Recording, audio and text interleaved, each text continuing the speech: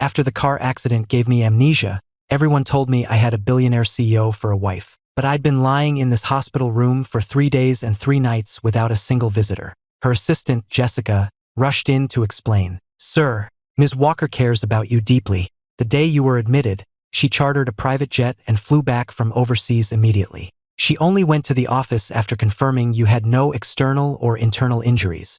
I just gave a flat "oh." Since I wasn't there to see it, she could spin whatever story she wanted. A superficial wife who hadn't visited, called, or even texted me in 3 days was being painted as some hopelessly devoted romantic. I'd have an easier time believing I was Julius Caesar. Jessica watched as I closed my eyes, ready to sleep, and the rest of her prepared speech died on her lips. He doesn't seem to believe me, she thought. But everything I said was true. The boss was so worried about him. It's just, I have no idea why she won't come to the hospital to see him. Jessica sighed silently and backed out of the room. As she turned, she saw her boss standing right there. She's here, so why isn't she going in to see him? Jessica was starting to think that the frantic, panicked Chloe she'd seen rushing into the hospital on the day of my accident had been an illusion. How is he? How was he? How was she supposed to answer that? Jessica racked her brain, and finally, as her boss's expression grew stormier, she managed to choke out, "He's been very quiet, ma'am." Chloe somehow understood the subtext and paused,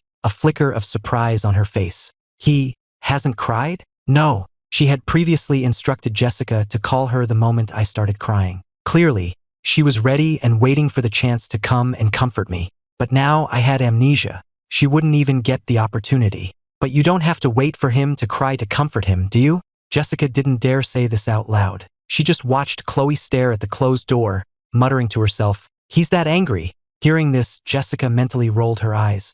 On their 3rd wedding anniversary, you flew overseas to be with his brother, and you wonder why he's angry. If it weren't for that, he wouldn't have been driving distracted after a sleepless night, crashed into his own garage, and given himself a concussion. This is all you're doing. Chloe stood in silence for a moment before turning and slipping into an adjacent room. After a brief hesitation, she finally dialed a number. "Chloe, did you manage to calm Ethan down?" Chloe sounded lost. "No, he didn't cry. Look, Ethan's accident and coma must have really scared him. And even if faking amnesia is a bit much, you still need to smooth things over. He's not crying, so how do I comfort him?" Chloe recalled how it always went. I would cry. She would hold me, whispering, "Don't cry, Ethan," and I would cry into her shoulder for a bit, and then everything would be okay. But now I wasn't crying, so what was she supposed to do? "And Olivia, those gifts you told me to buy, he hasn't opened a single one. I don't think he likes it when I give him presents." I can't believe you're my sister. Making a man cry out of sheer frustration is a special talent. I'll give you that. And for the record, you can comfort your husband even when he's not crying. The point is to clear up the misunderstanding. 20 minutes later, Chloe put her phone away and stepped out of the adjacent room. She stared at the door to my room, just past Jessica, paused for a long moment, and then pushed it open and went inside. She knew exactly why I was angry, and she had never loved anyone else. I wasn't actually asleep. Someone was on the phone in the next room, and even though their voice was low, it was just loud enough to keep me awake. The call finally ended, only for someone else to enter my room. It wasn't Jessica, but a stunning woman with an icy demeanor. "Who are you?" I asked, looking at her as if she were a total stranger. Seeing the lack of recognition in my eyes, Chloe's composure cracked with a hint of panic. She rushed to my bedside and gripped my hand tightly. Ethan, there's nothing going on with Dylan. I only love you." So, this was her, Chloe Walker, the CEO of Walker Enterprises from all the trending news. My superficial wife. She was good at putting on a show, managing to squeeze tears from her eyes despite her cold expression. But she couldn't possibly think I'd believe her, could she? Since I woke up, she hadn't come to the hospital for 3 days, hadn't called once, hadn't sent a single text. Instead, news about her and that Dylan guy was all over Twitter. Did she think I was completely cut off from the world in here? I slowly pulled my hand from her grasp. "The doctor must have told you I have amnesia, so you can drop the act. I don't remember you, I don't remember Dylan, and I certainly don't remember how you two got together." At that, Chloe's hand shot out and grabbed mine again, her grip firm. "Ethan, I didn't. I've only ever loved you, from the very beginning. There is absolutely nothing between Dylan and me. And how would you prove that? Want me to put it to the test? Or maybe it is innocent between you two, because he's your first love, the one you wouldn't dare touch." "Ethan, that's enough. Get out," I said, my expression hardening as I violently threw her hand off me. Chloe froze, stunned. In 3 years of marriage, I had never been like this with her. Before, whenever I looked at her, my eyes would light up. Could Ethan really have amnesia? No, I don't believe it. Chloe's gaze drifted, finally settling on my lips. I used to love her lips. They were so soft, so sweet. Every time she kissed me, I'd get an erection I couldn't hide. Chloe raised a hand to the back of my head, planting her other on the bed behind me, trapping me completely. Then, she leaned in and pressed her lips against mine. A unique perfume filled my senses, but all I could think was, she's so skilled at this. Has she kissed other people like this? Like Dylan, my supposed brother from all the Twitter drama? As Chloe started to get lost in the kiss, I shoved her away with all my might and slapped her hard across the face. The impact was so strong it made my entire hand go numb. Chloe was the golden child, born to privilege. Ever since she took control of Walker Enterprises, no one had dared to even raise their voice to her, let alone slap her. And I was the gentle one, always compliant throughout our 3-year marriage. Now, over a single kiss, I had landed a solid slap on her face. Chloe stared at me, her eyes burning, but for the first time, I, the mild-mannered one, wasn't intimidated. I even pulled a tissue from the bedside table and slowly, deliberately, wiped my mouth. Seeing my look of disgust, her heart shattered. He's disgusted by me. He's actually disgusted by me. No, I can't have him be disgusted by me. Once I finished wiping my mouth, I raised a finger and pointed to the door.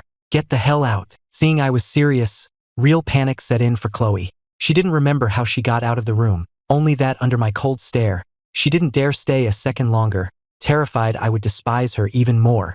After Chloe left, my anger grew until I couldn't stand it. I got out of bed, went to the bathroom, and brushed my teeth with furious intensity. Back in bed, I opened my phone and searched for any information about my 3-year marriage to Chloe, but came up with nothing. Even the trending Twitter topics from the past 3 days had vanished completely. Her team worked fast, scrubbing everything clean. I thought, seething. Just then, I noticed I could switch between 2 accounts on my phone. I immediately switched to the alternate one and found a series of private, only me posts that made my chest ache until I could barely breathe. Wedding night. Today is my wedding night with Chloe. I never imagined she would actually marry me, but she got a call from Dylan and left. February. It's been a month. Chloe doesn't seem interested in that. I don't understand why she married me. March. Chloe took me to the hospital for a blood test. The doctor said I was perfectly healthy, and I saw her let out a huge sigh of relief. In that moment, I suddenly believed what Dylan had told me. She only married me for my blood. April. Went back to the Andersons today. Dylan asked if anything had happened between us yet. I guess she must have told him. May. What do? I still love her. She's quiet and seems cold, but she's decent to me. After 20 years of being the Anderson family's personal blood bank, she's the kindest person I've known, even if she's only with me for my blood too. January. Year 2, our anniversary. She kissed me first. My heart almost beat out of my chest. But then Dylan called, and she left again. July. Year 2. She's been kissing me more often, but that's still as far as it goes. Year 3. It's our 3rd year of marriage.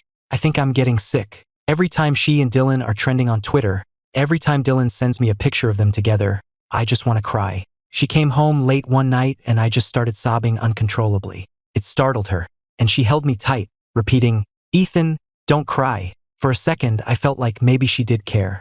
June. Year 3. I cry all the time now. She doesn't seem to mind. She always comforts me. I feel disgusting. I know I'm using tears as a weapon to test her, to keep her from leaving. I'm so tired. I wish I'd just go blind so I'd never have to see another picture of her and Dylan trending online. My eyes burned as I stared at the last post my past self had written a week ago. Maybe it's time for it all to just end. I thought about the car crash, and my heart nearly stopped. I spent the entire day piecing together my past from that secret account. It was only then that I truly understood. My marriage to Chloe was a complete sham. Beyond that, I learned I was the eldest son of the Anderson family. I was born just 5 minutes before my twin, Dylan. Dylan had been frail since birth and was diagnosed with aplastic anemia at age 1, needing constant blood transfusions to manage his illness. As it happened, both Dylan and I had the same rare, Rh-negative blood type. And since I was perfectly healthy, I became his personal blood bank. My mother couldn't have any more children after Dylan and me, so we had no younger brothers, only 3 older sisters. But because Dylan was the sickly youngest boy, our 3 sisters doted on him exclusively. As for me, I was just an extra in the Anderson family, my only purpose to serve as Dylan's living blood donor. With that thought, I opened my contacts and, one by one, blocked every single one of them. From this day forward, I was living for myself. No one was ever taking another drop of my blood again. After clearing out my phone's contacts, I moved on to iMessage. The first to go was the pinned chat, Ms. Walker. Next were all my so-called family members. Before deleting them, I scrolled through the chat histories, seeing my past self acting like a complete doormat, fawning over my parents and sisters, at their beck and call, running their errands, even sending them money. I raised my hand and slapped myself hard across the face. The old me was just pathetic. I couldn't even stand to look at him. Finally, I calmly wiped my iMessage clean, leaving only one contact, a guy named Jake. The last conversation I'd had with this Jake guy was him tearing into me, calling me a love-struck idiot, a punching bag, telling me I'd completely lost myself over a woman. I stared at the screen for a moment, and a small smile finally touched my lips. The old me wasn't a total loser, at least he had one real friend. Walker Enterprises. Olivia Walker hurried into the CEO's office to find her sister looking utterly miserable. Chloe, what is going on? What do you mean Ethan slapped you? There's no way he would ever hit you. Chloe's skin was pale, and I had put all my strength into that slap. When she turned her head, Olivia gasped. He really did hit you. That's a perfect handprint. Is Ethan really, truly suffering from amnesia? Still, he wouldn't just hit. Wait a minute. Chloe, you didn't try to force a kiss on him, did you? Knowing her sister, Olivia figured she wouldn't just accept the amnesia story and would try something like that to call his bluff. The problem was, I really did have amnesia. Olivia, however, was oblivious to the disaster brewing for her sister, treating the whole thing like a funny marital spat. Chloe raised a hand to her aching chest, her expression lost. Olivia, he hates me. Even with amnesia, why would he hate me? He loved me. He used to wait for me to come home every day, make me soup from scratch and watch me finish every drop. We fell asleep in each other's arms every night. We were happy. Olivia couldn't make sense of it either. She thought for a moment. The amnesia is probably temporary, right? What did the doctors say? They said, his memory should come back. That's right, he'll get his memory back. At this thought, Chloe relaxed slightly. Then he'll be my gentle Ethan again, the Ethan who loves my kisses and loves when I comfort him. And once he's fully recovered, we can finally be a real husband and wife. Chloe was lost in a daydream about my recovery when her phone suddenly rang. It was Jessica. Chloe answered instantly. What is it? Does Ethan need something? Ms. Walker, Jake is here to visit him, and now he's asking me to process his discharge papers. Absolutely not. He's not well enough, he can't leave the hospital. But he's very insistent, ma'am. I can't talk him out of it. Chloe was silent for a few seconds before replying, I'm on my way. The moment Olivia heard her sister was heading to the hospital, she insisted on tagging along. Their parents had wanted to visit earlier too, but Chloe had adamantly refused, claiming it would disturb my rest. This time, however, Chloe glanced at Olivia. She considered that I'd always had a great relationship with her family. Maybe seeing Olivia would jog my memory. So, she nodded in agreement. Half an hour later, Chloe and Olivia arrived on the hospital's private floor. As they approached my room, they could hear Jake shouting angrily from inside. Why the hell can't you leave? What? Does she plan to keep you locked up in here forever? Chloe's face darkened at his words, and she immediately pushed the door open. Because Ethan hasn't fully recovered, he can't be discharged. Jake turned, flinching slightly when he saw Chloe, but then he thought of me and straightened his spine. I already spoke to the doctor. He said there's absolutely nothing wrong with Ethan. Chloe truly despised Jake. Ethan was hers, yet this guy was always trying to get between them, even using her private nickname for me. Ethan has amnesia, didn't you know? Isn't that a good thing? He can finally forget all the misery you put him through. And you heartless bitch, you can't hurt him anymore. Jake, who the hell do you think you are, talking to my sister like that? Olivia shot back. What, is your sister above criticism? Look at what Ethan was like before, and look at him now after 3 years with her. Are you telling me she's not the reason? It's a miracle he's not a ghost haunting your family by now. Your sister is a piece of trash with zero boundaries. Olivia's face was pale with rage, but when it came to me, she had no comeback. The truth was, Chloe was incredibly good to me, and the entire Walker family knew it. But none of them could explain what was going on between Chloe and the younger son of the Anderson family. Olivia had asked her sister about it, but Chloe had just told her to stay out of it. I didn't cheat, Chloe said, her eyes fixed on my face, completely ignoring Jake. Ethan, I've told you so many times, there is nothing between Dylan and me. I don't love him, and I have never, ever betrayed you. My expression, however, remained placid. Not unmoved, just utterly calm. But Jake wasn't having it. As much as he hated my lack of fight, he followed the drama between Chloe and me closely, and he knew about every single time she and Dylan had been a trending topic on Twitter. Didn't cheat? You want me to pull up a list of all your trending topics to jog your memory? Jake sneered. No? Then why did you ditch Ethan on your wedding night to go see Dylan? Why did you spend your anniversary with Ethan at the hospital with Dylan? Why did you fly overseas to be with Dylan on your 3rd anniversary, leaving Ethan all alone? This accident is your fault. Jake's voice was a near hysterical roar, but Chloe just pressed her lips together, her gaze never leaving my face. This time, Olivia looked from one of us to the other and finally came to a conclusion. Her brother-in-law really had lost his memory. It wasn't just Chloe who was panicking, Olivia was too. In 3 years, she had never seen me act so cold toward any of the walkers. She tried to mediate. Ethan, Chloe was actually, but I cut her off. I'm leaving the hospital.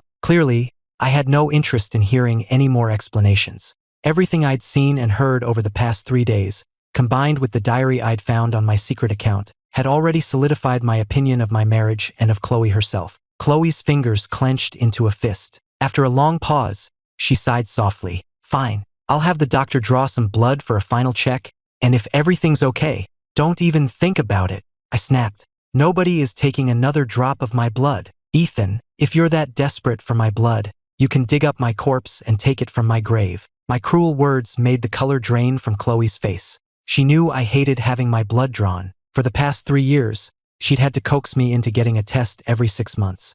Afterward, she'd always take me out for a fancy dinner and take a few days off work to spend with me, and I'd always been compliant. But since the accident, it was like I was a completely different person. Chloe couldn't understand it. Amnesia was about losing memories, wasn't it? Why would it completely change my personality?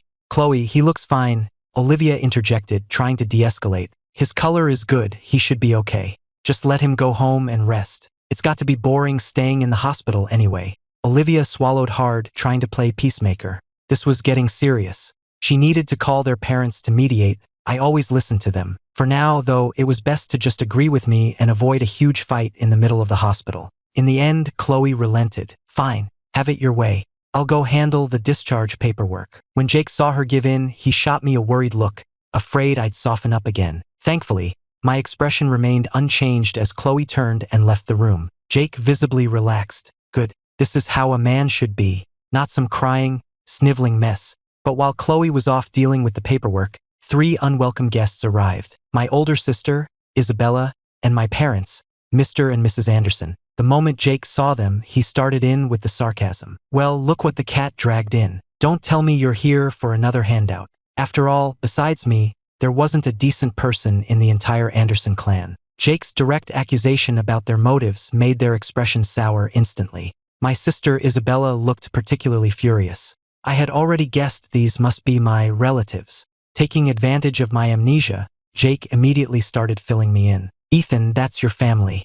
For the last 3 years, they've been constantly hitting you up for money and dragging you back from the Walker's place to wait on them hand and foot. Really? So the Andersons are poor. Poor. Jake's eye twitched as he was thrown back to our school days. Back then, he genuinely thought my family was broke, so he'd often take me to work holidays at his uncle's restaurant to earn some spending money. That's where he met my family for the first time, Mr. and Mrs. Anderson and their 3 daughters.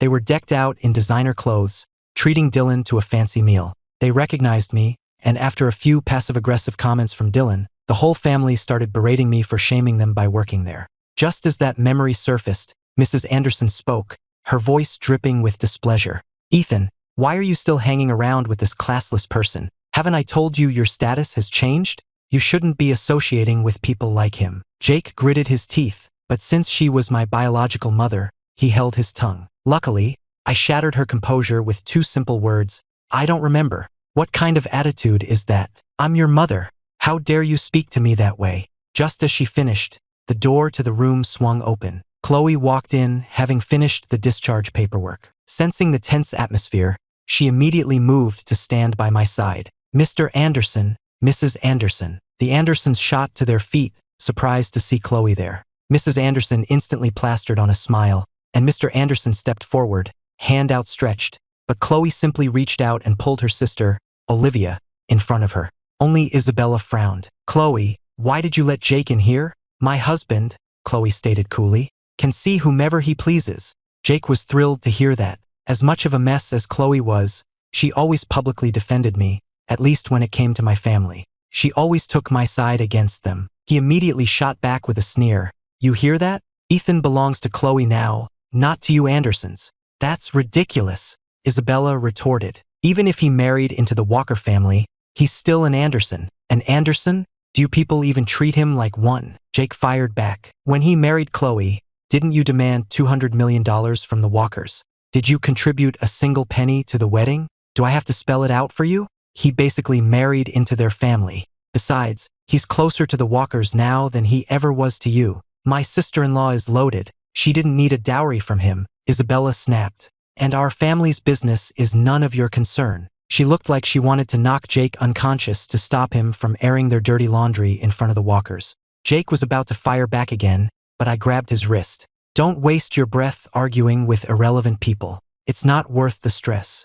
Jake thought I was about to back down again, but my words made him grin. Amnesiac Ethan was awesome. He hoped I'd never get my memory back, so I wouldn't get emotionally manipulated by these vampires and turn back into their personal punching bag. I calmed Jake down, then turned to the Andersons, who were clearly holding back only because Chloe was present. I've been tied to Dylan for years. It's time to cut the cord. As for any debt I owed you for raising me, my wife has paid it in full with cash. From now on, we go our separate ways. Don't contact me again. After I spoke, Jake looked puzzled. He noticed that when I mentioned cutting ties with Dylan, all three Andersons looked incredibly nervous, even glancing quickly at Chloe. Before Jake could puzzle it out, Mrs. Anderson burst into tears. Fine. Now that you've grown up, you want to disown your own mother. I carried you for 9 months. I even had a procedure done after you and Dylan were born and can't have any more children. You already have 5 kids. You wanted more? Are you addicted to giving birth or something? Jake couldn't help but blurt out when he heard her can't have children anymore line, and I suddenly laughed. I didn't remember my history with Jake, and we hadn't had time to talk about how we met, but I could feel his unconditional support for me. At this, Isabella finally snapped and advanced on Jake. You better believe I'll. Seeing this, I instinctively pulled Jake behind me. What are you going to do? Getting a little defensive, are we? Did he strike a nerve? My anger seemed to trigger Chloe's. Her voice dropped to an icy command. All of you, get out. She was looking directly at the Andersons, and everyone in the room knew exactly who she was talking to. Mrs. Anderson's fake smile faltered, and Mr. Anderson was clearly humiliated, but he didn't dare challenge Chloe directly. Besides, I was acting strangely today. They decided they'd come back to negotiate with me some other time, when Chloe wasn't around. Just as the three of them reached the door, I spoke again. I'll say this one last time. It's over between me and Dylan, and it's over between me and the entire Anderson family. Don't ever come looking for me again, or I'll release everything I have on you and ruin you completely. I might not remember anything, but my phone had a treasure trove of information. I had taken screenshots of all the bank transfers and chat logs before I deleted their contacts. I had all the proof I needed. Hearing my threat, Mr. and Mrs. Anderson whipped around, their eyes blazing with fury. Isabella stared at me in shock. Was this the same timid brother who used to call her sis, in a barely audible whisper? But none of them said another word as they hastily exited the room. Jake looked completely bewildered. He turned to me. Ethan, what the hell do you have on them? Why are they so terrified? Chloe and Olivia were staring at me too, clearly wondering the same thing. Just bank records. They've taken a lot of money from me over the last 3 years, I said, glancing at Chloe, who was just as guilty of wanting my blood. I didn't want Jake to know the real issue between me and Dylan. If Jake found out the truth, he'd raise hell. The Walkers were powerful, and the Andersons weren't to be trifled with either. His family couldn't stand against either of them, and I wasn't going to drag him into my mess. Besides, in the current situation, I needed Chloe to keep the Andersons in check. At least we hadn't completely burned our bridges yet. I didn't want to start a war with her, only to have my so-called family laugh from the sidelines. Chloe was, at worst, a superficial wife who hadn't loved me for 3 years. But the Andersons and I had a 20-year history of resentment. They gave birth to me but never raised me, emotionally manipulated me, and treated me as nothing more than Dylan's personal blood bank. I had no intention of letting any of that go. I pressed a hand to my racing heart. I might not remember the past, but the hatred was still there, buried deep inside. It surged up the moment I saw the Andersons, just like the revulsion I felt the first time I laid eyes on Chloe. Once my heart rate returned to normal, I threw back the covers to get dressed. Let's go. We can leave now. But the woman beside my bed was faster, kneeling down, taking my ankle in her hand, and starting to put my shoe on for me. I could tell with a single glance that the shoes were expensive. The sight of her kneeling before me made my skin crawl. I pulled my foot back, stood barefoot on the floor, and took the shoe from her hand. "Don't bother. I can do it myself." I put my shoes on quickly. By the time Chloe looked up from her kneeling position, I had already turned and was walking away. She stared at my retreating back, whispering my name in a daze. "Ethan." Jake, finally recovering from the shock of seeing Chloe kneel to put on my shoes, scratched his head and hurried after me. "Chloe, you should go home with him," Olivia said. "I'm going to call Mom and Dad." She knew things were serious now and was desperate for backup. After all, her sister, who was usually so reserved, only ever opened up around me, and that was only when I was willing to listen. Now that I was so cold and resistant, Chloe would be at a complete loss for words. Their parents had to get involved. Chloe remained kneeling for a long time before finally rising, murmuring a quiet acknowledgement, and walking out of the room. The moment she was gone, Olivia pulled out her phone and placed a video call to their mother.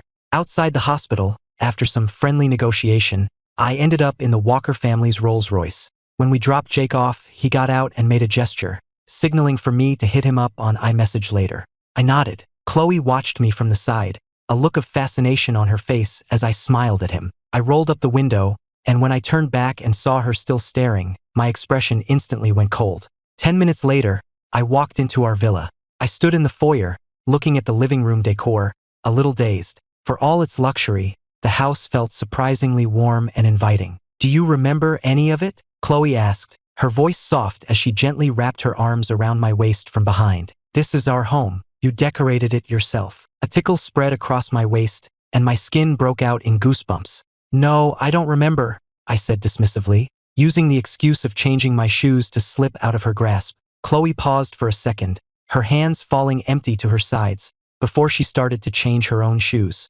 Once I was standing again, I headed straight for the stairs. "Let's talk in the study." Chloe watched me go for a long moment before finally following. We ended up sitting on the sofa in the study. "Would you like some juice? It's fresh," she offered.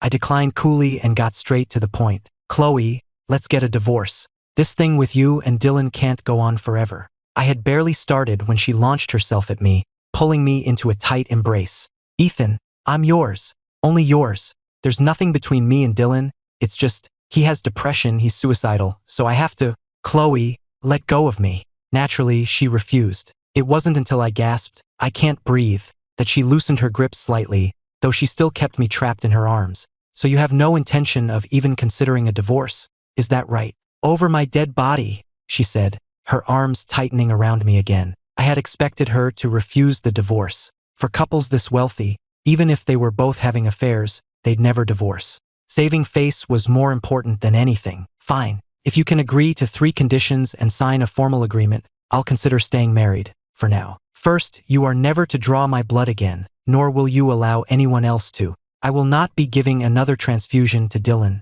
period. His rare blood type might be hard to find, but with the Anderson and Walker family fortunes, you can afford to find other donors. Stop bleeding me dry." Chloe was silent for a long time. The biannual blood test was... She pushed the thought away. The doctors had said he was healthy for the past 3 years. With that, she agreed. Once she agreed, I moved on to the second condition. "Second, I am cutting all ties with the Anderson family. If you choose to help them in the future, do it for Dylan's sake. Leave me out of it completely." Chloe agreed to this one immediately. The only reason she'd ever bailed out the Andersons was for my sake. If I was done with them, so was she. "Third, I'm getting a job. You can't stop me or control what I do. I want complete freedom." "A job? But work is hard, Ethan. You don't have to work. I'll take care of you. I don't want you to turn me into a useless kept man." "I'll take care of you" is the biggest lie in the world. You can't be independent when you're living off someone else. The Andersons just took without giving.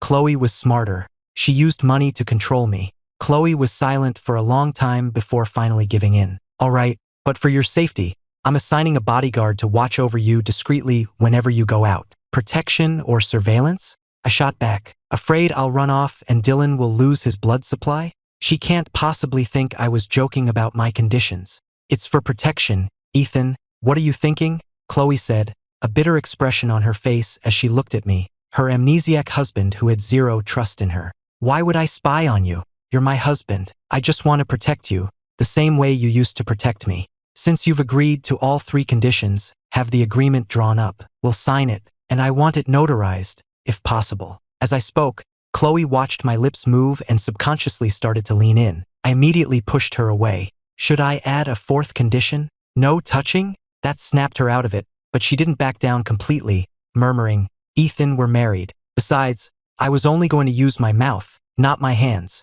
I'm afraid I won't be able to stop myself," she whispered. "Married? Are you sure about that? Isn't it a marriage in name only? Whatever. Just have the agreement ready for me to sign," I said, turning and leaving the study before she could reply. Chloe sat there for a while before finally picking up her phone. She texted Jessica the 3 conditions I had laid out, instructing her to have the agreement drafted, delivered to the villa, and to bring a legal team for notarization. Only then did she get up to head back to the bedroom. The master bedroom was locked from the inside. Chloe stared at the doorknob I had apparently broken, for the first time regretting buying such a sturdy door. With a blank expression, she turned and went into the adjacent bedroom. She was going to climb through the window. She couldn't sleep unless she was holding me. Meanwhile, I had taken a relaxing shower, climbed into bed, and turned off the lights, ready for a good night's sleep. But just as I was drifting off after tossing and turning, a faint noise came from the balcony. I shot awake, sitting bolt upright and staring warily toward the sound, my hand creeping toward the lamp on the nightstand. But as the shadow neared the bed, I recognized who it was. I let go of the lamp and switched on the lights instead. She looked a little awkward when she saw I was awake. "Ethan, you're still up?" she asked, quietly lifting a corner of the covers. "What are you doing in here?" "Sleeping," she said, reaching for me. I slapped her hand away without a second thought. "Looks like we need to add that 4th condition to the agreement after all." Chloe understood what I meant and quickly explained. "I've slept holding you every single night. I can't fall asleep otherwise. Is that right? And when you're away, do you have trouble sleeping while holding Dylan? You seemed fine to go hold him on our wedding night. I've never held anyone else. Only you, Ethan. Do I look like I believe that?" "It's true, I swear. You used to believe me, you just don't remember," she insisted. Chloe suddenly grabbed my hand, pulling me closer.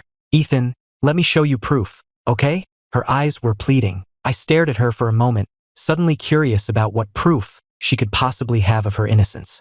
A moment later, she presented her evidence.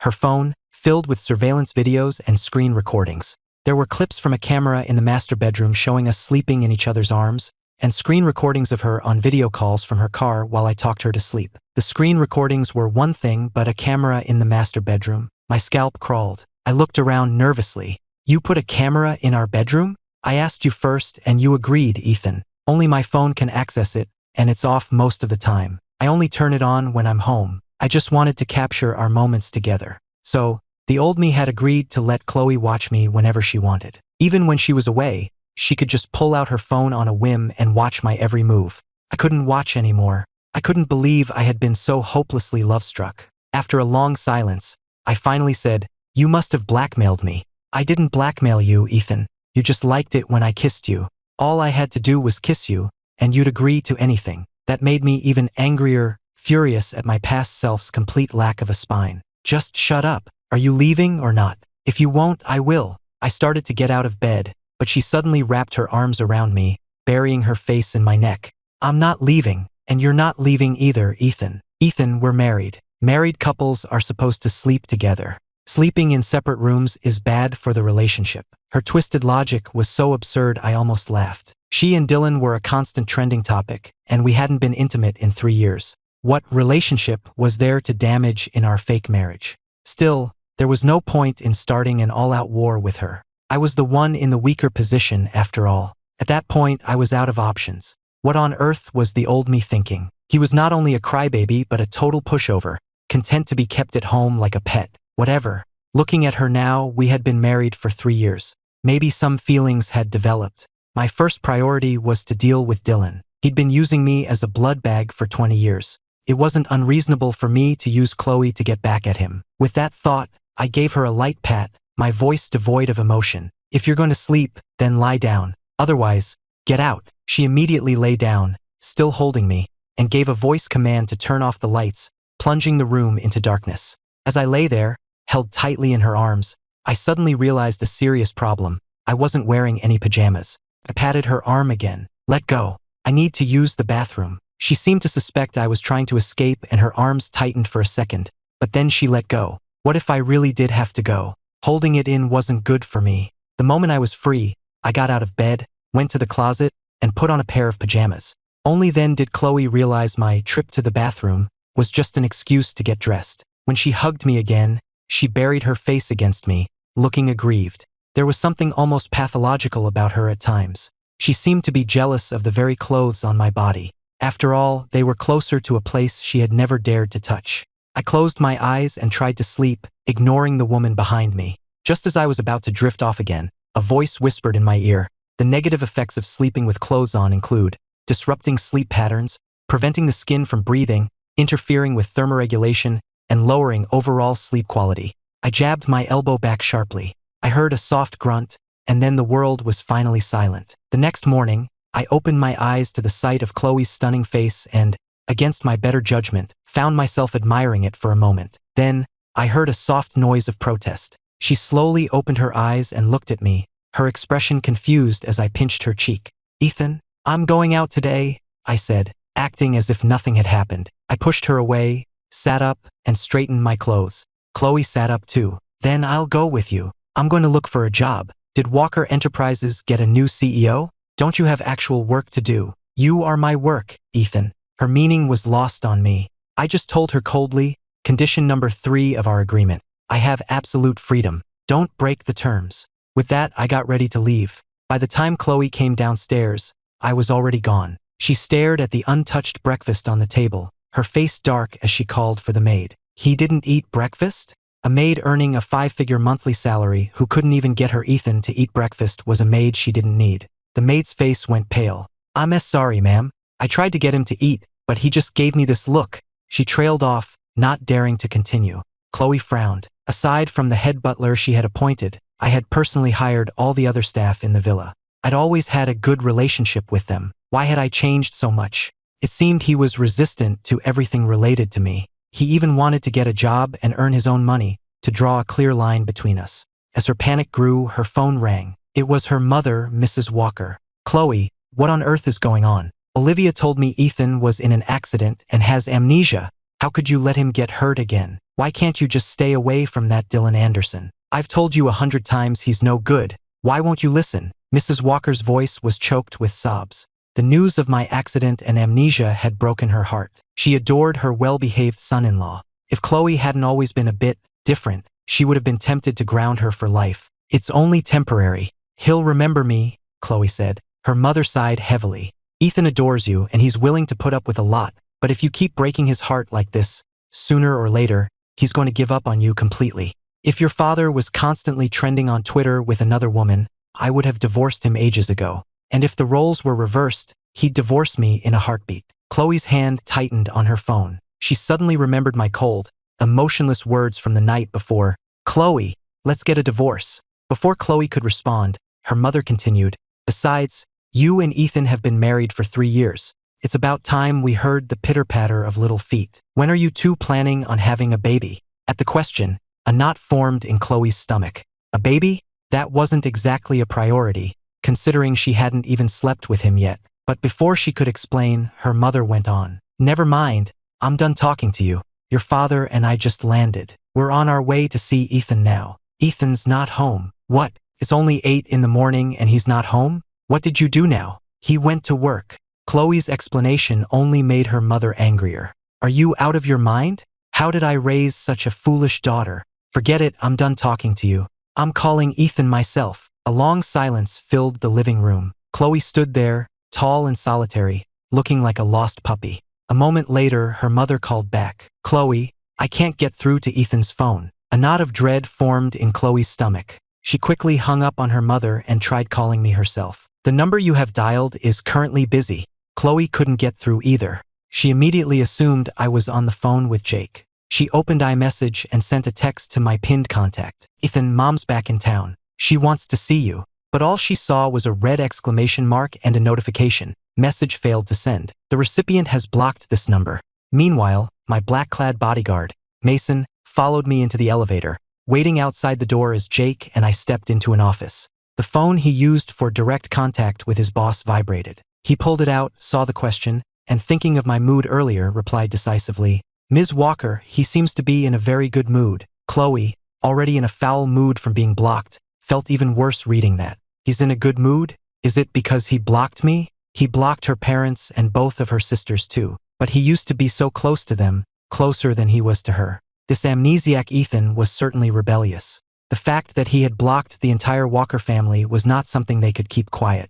Mrs. Walker wasn't a fool. She tried calling from a different number and it rang, but no one picked up. "This won't do. We need to go talk to him. Who knows what kind of nonsense someone has been feeding him since the accident, turning him against us. I bet it was that Dylan Anderson. If murder weren't illegal, she would have had Dylan Anderson taken care of long ago." Mr. Walker couldn't sit still either. "I'll have our butler contact Mason right now and find out where Ethan is." Mr. Walker pressed the intercom and summoned their head butler, Mr. Mason. His son, Mason, was the bodyguard Chloe had assigned to me. The elder Mr. Mason had been with the Walker family for decades. Soon, Mr. Mason contacted his son and learned that Jake and I had gone to Miller Properties for an interview. And so, Mr. and Mrs. Walker, fresh off the plane, immediately instructed their driver to take them to the Miller Properties headquarters. I was currently in an office at Miller Properties, sipping tea. Even though I was here for an interview, Jake's uncle, the company's president, Mr. Miller, seemed incredibly nervous. "Mr. Miller, none of the positions you mentioned are quite right for me. I'd like to be in sales." "Sales?"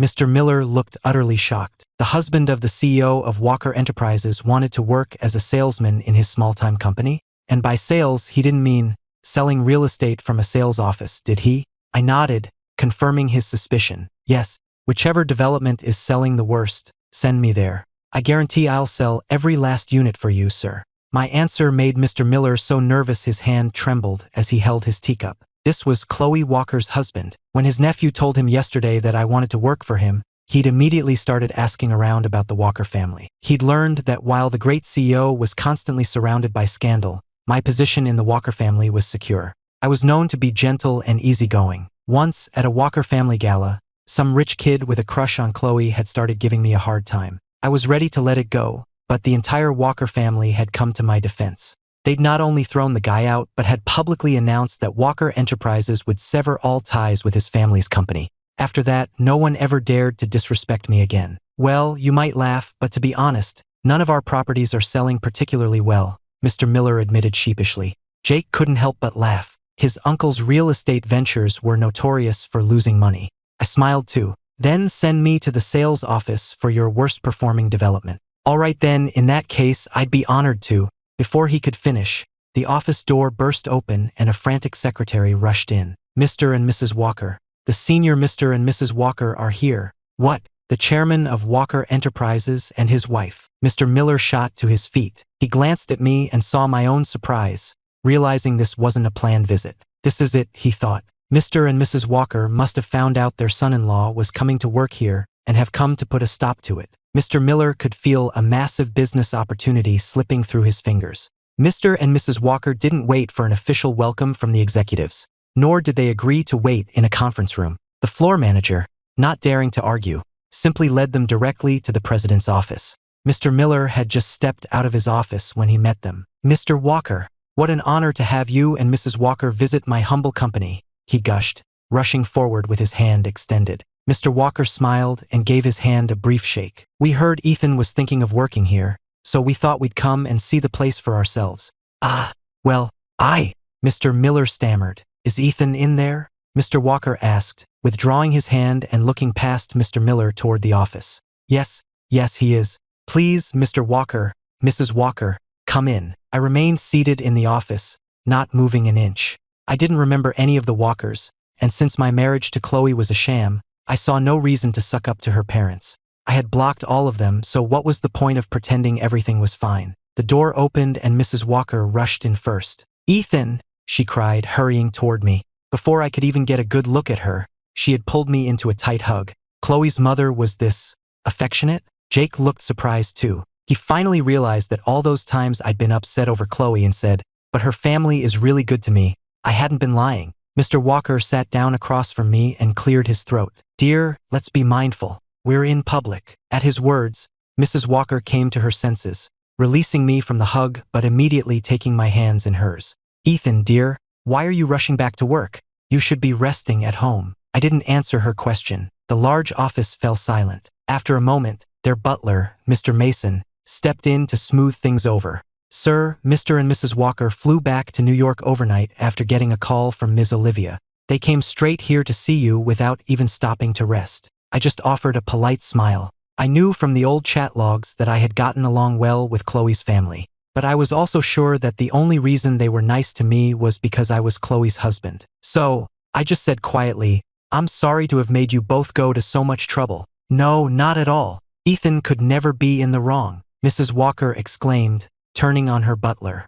"Mr. Mason, what are you talking about? Do you think I'm so old a plane ride requires a medical checkup? It was a private jet. I slept perfectly fine." Seeing my indifferent expression, Mrs. Walker felt a wave of panic and was close to tears. That girl, Chloe, what had she done to lose her wonderful son-in-law? After mentally cursing her daughter, she shot a glare at Mr. Mason before turning back to me with a kind smile. "Ethan, what kind of job are you looking for? Do you want me to help?" Mr. Walker immediately chimed in.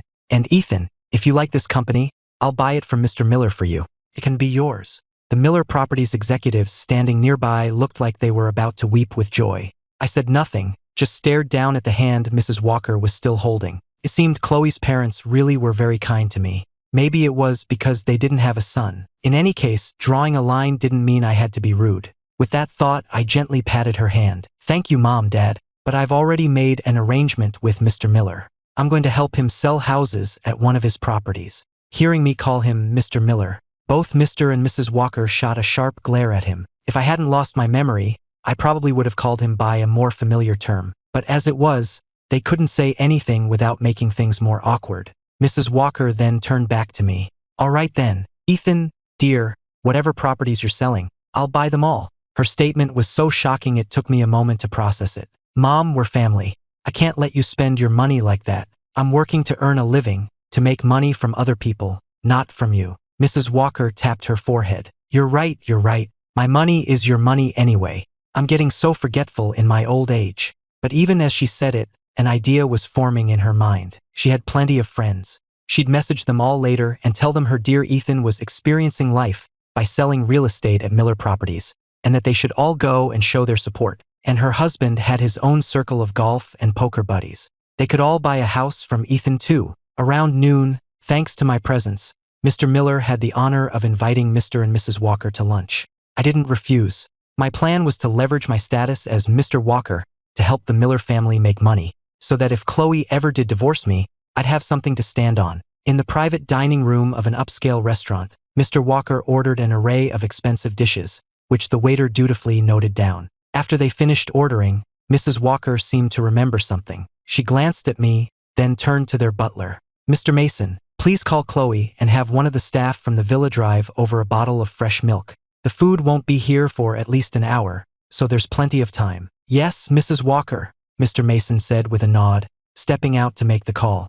Half an hour later, Chloe herself appeared at the door. She walked over to me and placed a bottle of fresh Jersey milk on the table in front of me. I was surprised. I didn't think the great CEO would be so dutiful as to deliver milk herself. In front of her parents, I wasn't about to embarrass her, so I greeted her and pulled out the empty chair beside me. Chloe didn't hesitate, pulling the chair closer and sitting down next to me. I picked up the bottle of milk and placed it next to her mother. "Mom, Chloe brought this for you." Mrs. Walker looked surprised for a second before understanding. She smiled and explained, "Ethan, dear, that's for you." "For me?" "Yes. 3 years ago, Chloe mentioned you were a little anemic, and the doctor recommended you build up your strength. So she had a herd of Jersey cows imported from England, hired a team to care for them, and had fresh milk delivered to the villa every day. You've been drinking it for 3 years. You can't buy it anywhere else." Mrs. Walker explained the whole story, and I was stunned. But then I realized, of course Chloe would go to such great lengths to keep me healthy. She needed to keep her personal blood bag for Dylan in prime condition. I even started to suspect that the only reason she'd married me in the first place was because the old me had a crush on her and had probably been the one to propose. Just then, Chloe thoughtfully opened the milk for me. I didn't hesitate to pick it up and start drinking. Being a human blood bag aside, this wealthy lifestyle was certainly comfortable. According to Jake, I never had it this good with the Andersons. Before I married into the Walker family, I'd never even been to a gala. Most people didn't even know the Andersons had 2 sons. Back in school, Jake and our classmates all thought I was poor. My allowance was tiny and my clothes were cheap. I was lost in my own thoughts and didn't hear a word Mrs. Walker was saying to me throughout the meal. The others, however, were deep in conversation. In light of my new job, Mr. Walker was telling Mr. Miller and his executives that Walker Enterprises would prioritize them for any suitable future partnerships. Mr. Miller and his team looked so excited they might have started dancing right there.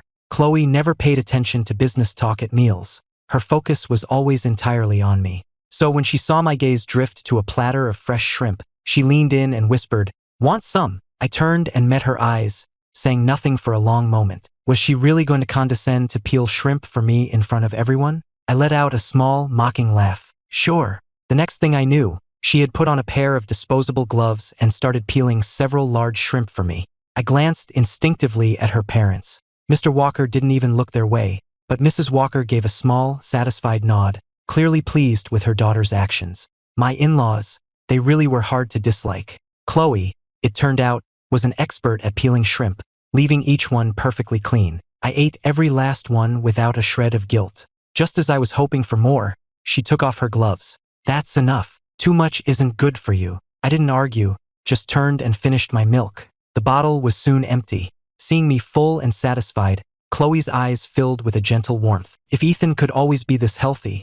then maybe the amnesia wasn't so bad. Nothing was more important than his health. This was the first time Jake had ever had a meal with Chloe, and he'd been watching her expression the entire time. Now he looked completely and utterly confused. If he hadn't seen 3 years of trending Twitter drama with his own eyes, and if Chloe had ever once publicly denied it, he would have sworn there was some huge misunderstanding. After all, the way she looked at me was so incredibly tender. It was like I was the only person in the world. Overseas, in a small resort town. "Isabella, what did you just say?" "It's true, Dylan. After Ethan lost his memory, he blocked every single one of us," Isabella said, her face grim on the video call. Dylan looked panicked. "He really has amnesia? He's not just faking it?" Isabella remembered the cold, distant look in my eyes at the hospital. She sighed. "He's not faking. He told us in front of Chloe and Olivia that he was cutting ties with you." At that, Dylan tensed. "Cutting ties? Did he say anything about the transfusions?" "No, not that." Isabella's answer made Dylan visibly relax. "Good, as long as he didn't spill the beans. I'm booking a flight back now. I need to see for myself if he's really lost his memory." Meanwhile, Chloe had used the lunch break excuse to drag me home, finally getting a chance to talk to me alone. "Why did you choose such a difficult job?" she asked, her hands wandering over my face.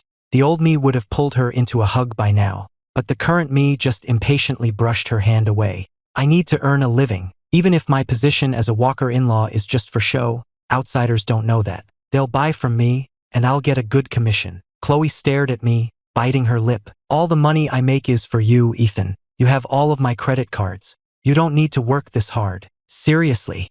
I said, completely incredulous.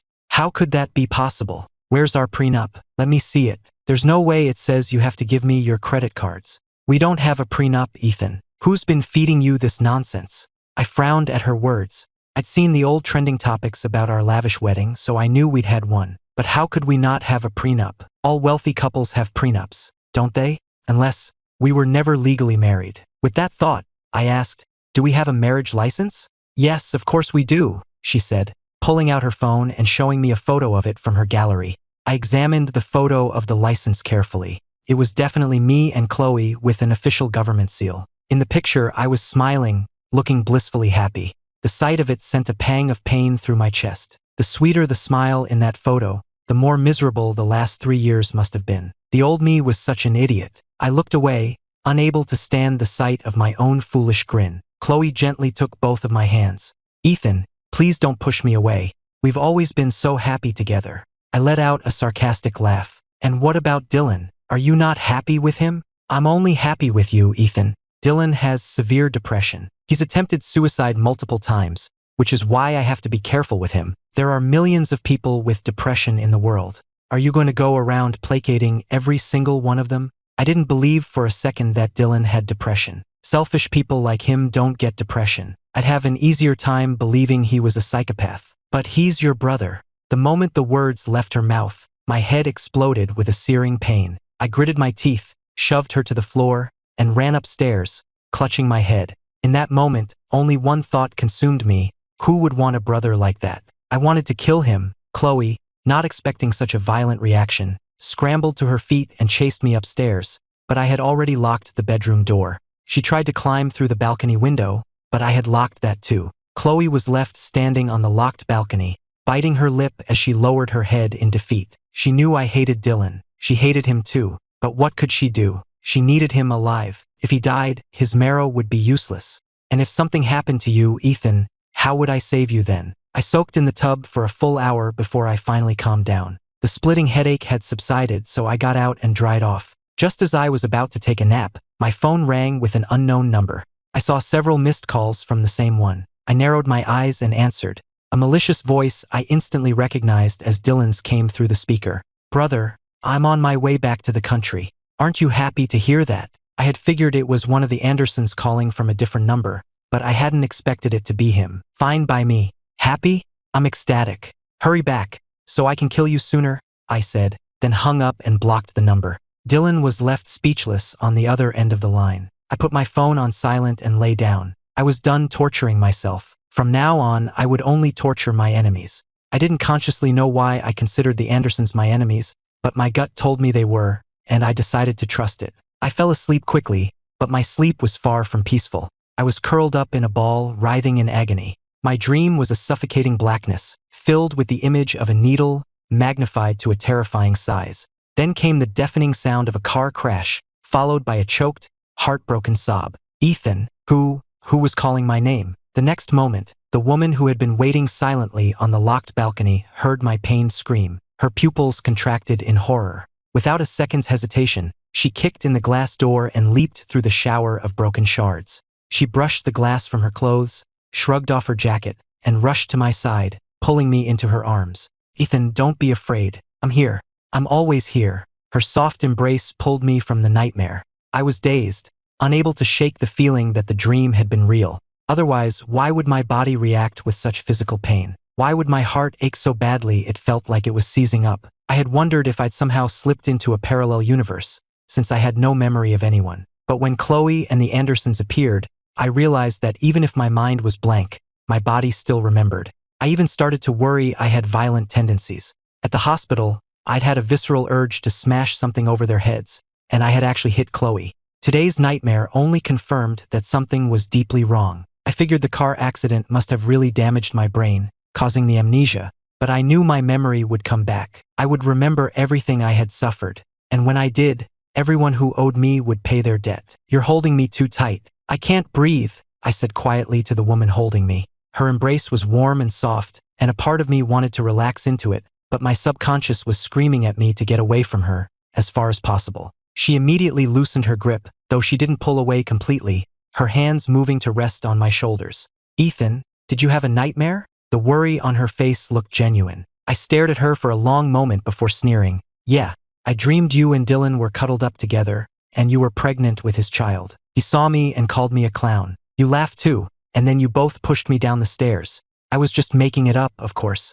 I didn't remember the details of the nightmare, only the intense pain. My words seemed to cause her physical pain. She leaned in and gave me a light kiss, pretending not to see me flinch. "That would never happen. I would never hurt you, and I would never be with Dylan. It was just a bad dream." I scoffed at her attempt to comfort me. But since the divorce was off the table for now, I wasn't going to escalate things. For the time being, she was agreeing to whatever I said, and that suited me just fine. All I had to do was protect my blood. "Dylan just called me," I told her, watching her reaction closely. "He said he's on his way back." Chloe frowned at the news but said nothing. Hadn't I warned Dylan to leave Ethan alone? I've given him so many resources over the past 3 years. Seeing her expression darken, I continued my taunts. "What's wrong? Is your lover not allowed to step out of line? Are you going to call and yell at him now?" Chloe sighed, a weary look on her face.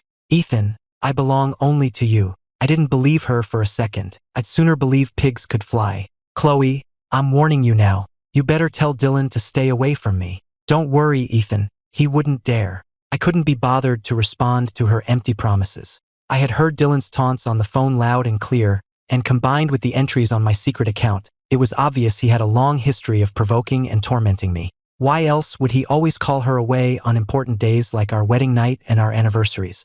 In any case, I had made my position clear. When I finally put Dylan in his place, Chloe had better not come crying to me. Doesn't the great CEO of Walker Enterprises have to work? I asked. She was still holding onto my shoulders, and I could see the pale skin of her collarbones just by glancing down. My father said he and Olivia will handle things at the office for a few days, so I can stay with you. I don't need you to stay with me, I snapped, my face hardening. But even with my harsh tone, she just replied softly, okay, you don't need me. I want to be with you. I was out of arguments. Remembering the agreement she had promised me, I took a deep breath and tried a more reasonable approach.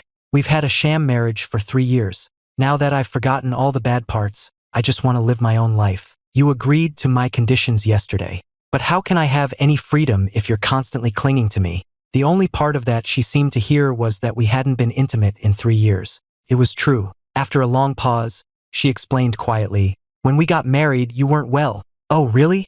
And what about now? Now, you're much better now. And, I asked, a smirk playing on my lips, waiting to see what excuse she'd come up with next. Chloe had given herself a 3-year timeline, but my amnesia had thrown a wrench in her plans, forcing her to delay. Since you're so concerned about it, Ethan, then maybe we should. My smile vanished. I cut her off immediately. Stop, I don't remember you at all, and I will not sleep with a wife who has been unfaithful to me. If you're thinking about that, I'd rather file for divorce. I said that last part with no real conviction. I knew that with her status, the idea of me suing her for divorce was a joke. She could probably ruin any lawyer who dared to take my case. But to my surprise, she didn't laugh. Instead, she curled up against me and whispered, I'll agree to anything you want, Ethan, anything, except a divorce. A few days later, at the Andersons' villa, the moment Dylan walked in the door, he was asking about me. Dad, Isabella said Ethan has amnesia? At the mention of my name, Mr. Anderson snorted, his face grim. This isn't some TV drama. It was a minor accident. I spoke to the doctor. It was just a mild concussion. How could that cause amnesia? He's faking it. Mrs. Anderson scoffed, a look of pure disdain on her face.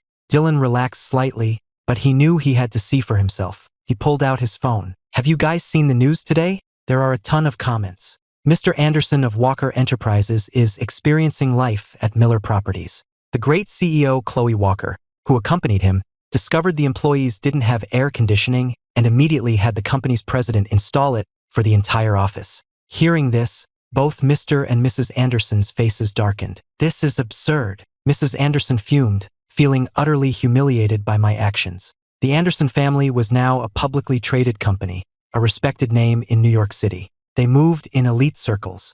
And here I was not just working, but working as a low-level salesman in a suburban real estate office. Mr. Anderson joined in the tirade. Has he lost his mind? Or is he just trying to cause trouble? I always said nothing good would come from him hanging around that Jake character. As the family continued to rail against me, Dylan blinked and said pointedly, Mom, Dad, Chloe wouldn't let him go without. She must give him a monthly allowance. For him to suddenly start working, he must have run out of money, right? His words made Mrs. Anderson and my 3 sisters' faces fall. They all understood his implication. I had given them all the money Chloe had given me. And now that I was broke, I had no choice but to go out and get a job. After a long silence, Mrs. Anderson finally managed a reprimand. If he was out of money, why didn't he just tell us? Why on earth would he go into real estate? He's so pathetic. Dylan's eyes lit up at his mother's words. He took her arm. Even though we love the same woman, we're still twins. Let's go talk to him. If he's really short on cash, we can lend him some. We can't let him sell houses. It's not just embarrassing for the Walkers. It makes us look bad too. The family's expressions shifted again. Mr. Anderson slapped his thigh and stood up. Dylan's right. Our family is tied to the Walkers now. We can't let them be embarrassed. We're all going to Miller Properties to bring Ethan back. Seeing them all agree, Dylan couldn't help but smile. He didn't care about my job. He only cared about one thing, whether I had truly lost my memory. At 10 in the morning, a group of people stormed into the sales office of the Magnolia Gardens development. Mr. Anderson spotted me immediately, in my uniform, surrounded by potential buyers. Ethan, he bellowed, you're really here selling houses? This is a disgrace. You're coming home with us now. I put down the brochure I was holding and looked at him coldly. Mr. Anderson, if you're here to cause trouble, I suggest you leave immediately before security removes you. If you're here to buy a property, Please get in line like everyone else. What did you call me? You didn't think I was joking at the hospital the other day? Did you, Mr. Anderson? The entire Anderson family froze. The next second, Mrs. Anderson was pointing at me. I'm your mother. Are you really going to disown me? Mr. Anderson, recovering, added his own accusation. I'm your father. You can't just disown us. Even if you took it to court, no judge would allow it. I glanced at the crowd of onlookers, then let out a soft, cold laugh. My dear parents, who sold me to the Walker family for $200 million. That's you, isn't it? I had no intention of staying quiet from the moment they walked in. People love drama, and I could already see phones out, recording. I wasn't about to let them spin this against me. If the Andersons wanted to air their dirty laundry in public, I was happy to oblige. So he was sold to the Walkers? Someone whispered. What kind of parents are they? You can sell your son? For $200 million. That's the Walkers' business, I guess. But it's clear the Andersons only care about money, not family. The murmurs from the crowd made Mr. Anderson lose what little reason he had left. He raised his hand to slap me, screaming, "You ungrateful son!" But in the next instant, Mason, who had been watching closely, shot his hand out and caught my father's wrist, squeezing until he cried out in pain. The uproar in the sales office died down into a dead silence, all eyes fixed on the chaotic scene. I watched, my face a cold mask, as my father's face contorted in pain. I felt nothing. Mr. Anderson, I said, my voice flat. As I said, this is a place of business, not your personal stage. I turned to the security guard. Please escort these guests out. If they resist, call the police and report them for disorderly conduct. You wouldn't dare, Mrs. Anderson shrieked, but her bravado faltered under my icy stare. The Andersons were eventually escorted out by security. As they left, I caught a glimpse of Dylan's eyes, hidden in the group, glaring at me with pure venom, as if I were a traitor who didn't know his place. With the drama over, I offered a brief apology to the clients and my colleagues and got back to work. But the confrontation had taken more out of me than I realized. That afternoon, a sudden wave of dizziness washed over me. My vision went black, and I felt a warm, metallic trickle in my nose. I quickly tilted my head back, pressing a tissue to my nose as I hurried to the restroom. My reflection in the mirror was terrifyingly pale, and blood was seeping through my fingers, staining the tissue a bright red. I felt a surge of irritation, brushing it off as stress. After cleaning myself up, I tossed the bloody tissue in the trash and walked out as if nothing was wrong. I didn't notice that shortly after I left, Chloe appeared at the restroom door. She stared at the bright red stain in the trash can, her body trembling almost imperceptibly, her eyes filled with a raw, near-hysterical terror I had never seen before. Over the next few days, I felt constantly exhausted, but I blamed it on adjusting to the new job. Then one day, while I was explaining a floor plan to a client, a wave of dizziness hit me, stronger and more violent than any I'd felt before. The world tilted and spun. The client's cry of alarm sounded distant and muffled. The pen dropped from my hand, and my body went limp as I blacked out completely. In the last second before everything went dark, I thought I saw Chloe's terrified face as she ran toward me, screaming my name like her world was ending. Ethan. When I came to, I was back in that familiar hospital room. This wasn't just dizziness. I felt a profound weakness deep in my bones, as if every ounce of my strength had been siphoned away. I could hear a furious argument outside the door and strained to listen. It was Chloe's voice, stripped of its usual cool composure, now sharp and filled with a desperate, reckless fury. He has to donate. Dylan, I'm telling you, you're going to do this today, whether you like it or not. Chloe, are you insane? That was Dylan's voice, laced with panic and rage. Why the hell should I donate my bone marrow to him? Who does he think he is? Bone marrow? For who? For me? Then a calm, authoritative voice, probably a doctor, cut in. Ms. Walker, Mr. Anderson's condition can't be delayed any further. His aplastic anemia has reached a critical stage. Without a bone marrow transplant, his life is in imminent danger. Your brother, Dylan, is the only perfect match we've found. Aplastic anemia, but wasn't that Dylan's illness? My mind went completely blank, my heart hammering against my ribs. All the fragmented memories from my secret account, the notes about being a personal blood bank, suddenly clicked into place in a new and horrifying way. You Andersons better listen to me, Chloe's voice was ice. 3 years ago, you falsified his medical records. You claimed the sick one, Ethan, was healthy, and the healthy one, Dylan, was sick, all to trap me. I played along with your scheme, buying him for $200 million, all for this very moment. To save his life. Every dollar I've given your family, Every business deal we've made over the past 3 years, it was all to keep you quiet, to keep your precious Dylan, my living bone marrow bank, healthy. Now, it's time for him to finally be useful. I have evidence of all your financial fraud and business scams. If Dylan doesn't agree to the surgery by sunrise tomorrow, I swear, the entire Anderson family will be wiped off the map in New York, and you will all spend the rest of your lives in prison. Outside the door, the Andersons' cries, curses, and pleas all blurred into a single, meaningless noise.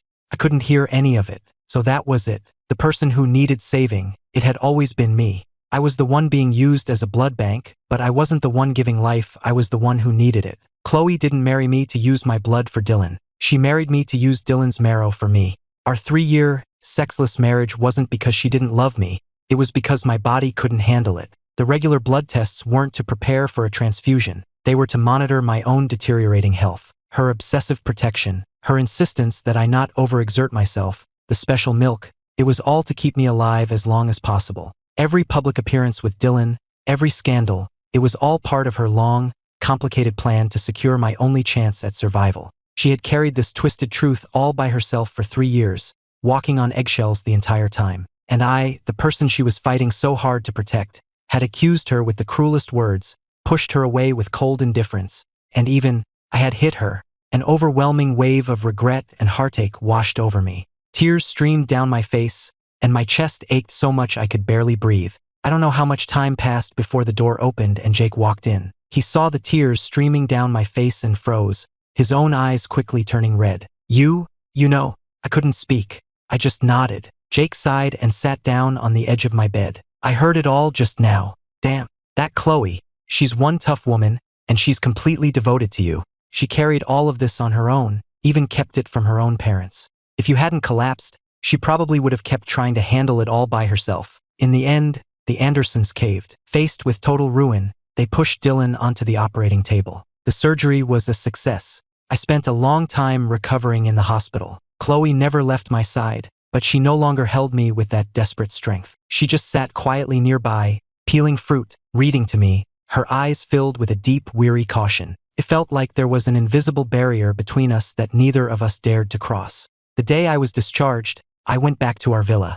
The house was immaculate, filled with the scent of sunshine. I walked into the kitchen and saw Chloe standing at the stove, watching a pot of soup simmer. She was thinner than I remembered, her silhouette looking almost unreal in the rising steam. I walked up behind her and gently, tentatively, wrapped my arms around her. Her body went rigid. "Ethan," she whispered, her voice trembling almost imperceptibly. "I'm sorry," I whispered, my voice hoarse. "I'm so sorry, Chloe." She turned off the stove and slowly turned to face me. We stood so close I could see my own reflection in her eyes. Her eyes were red, but she stubbornly held back her tears. "You saved my life," I said, raising a hand to gently caress her tired face. I spoke each word with absolute sincerity. "From now on, let me be the one to take care of you." She couldn't hold back any longer. The tears finally came, not of sadness, but of relief. They were tears of 3 years of silent suffering, of heartache, of a long and bitter wait finally coming to an end. I clumsily wiped her tears away, my heart overflowing with a love and tenderness I had never felt before. The old me had used tears as a weapon against her. The new me never wanted to see her cry again. Chloe looked up at me, her eyes shining with a broken but brilliant light. She rose onto her toes, tilting her head up to meet mine. This time I didn't pull away. Her soft lips met mine in a gentle, precious kiss. There was no lust in it, no testing, only the profound relief of a long-lost reunion and a tenderness that poured out everything she had held back. 3 years of secrets, 3 years of misunderstanding, 3 years of silent protection, all melted away in that long, deep kiss. Sunlight streamed through the kitchen window, bathing our embrace in a warm, golden light. I finally understood. I hadn't just lost my memory, I had forgotten how to love her, but that was okay. Starting with this kiss, we had a lifetime to learn all over again.